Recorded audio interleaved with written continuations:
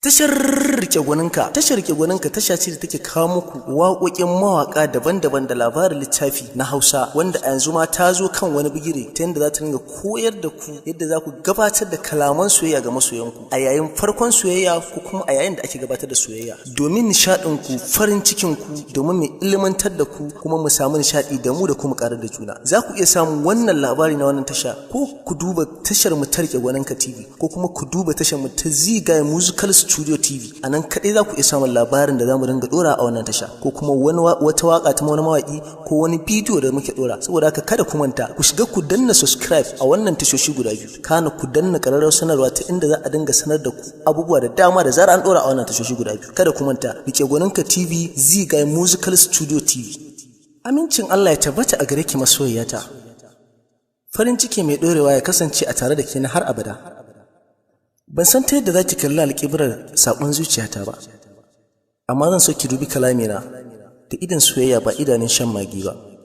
Kin kasance ke ce farin ciki na wanda kike sanadin ƙaddamar da murmushina. Ki sani ni masoyinki ne na zahiri ba masoyi na yanar gizo ba. Ina son ki fiye da yadda so yake son kanshi da abin da yake so. Ina ƙaunar ki fiye da yadda ƙauna take wanzuwa a jinin jiki. Ina muradin ki fiye da yadda muradi yake fansar da farin ciki ga masoya. Ina kewarki a lokutan da hakan shine mafita ga farin ciki na.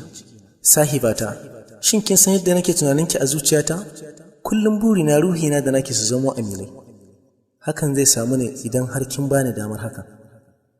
Na barki lafiya. Masoyiyata, mai son ki har kullum. Masoyinki wanda ba shi da suna.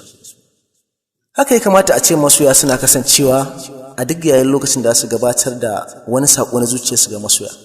Wannan labari kirkirarren labari ne kuma mun shirya shi ne ta inda wasu mu da dama ba su sanya za su tunkari masoyansu ba su gabatar musu da saƙo ko kuma sirrin zuciyarsu. Shi yasa muka ɗauki wannan salo ta inda za mu dinga koyar da masoya ma'abota soyayya ta inda za su tunkari masoyansu, fahimtar da su girman san da suke masa a cikin zuciyarsu. Ku dai ku kasance da wannan tashar ta mu ta Rike Gwaninka, wanda ni Abba Zaki tare da abokan aiki na mu dinga kawo muku wannan irin wannan labari na soyayya. Sunan wannan shiri da muka fara shine kalaman soyayya.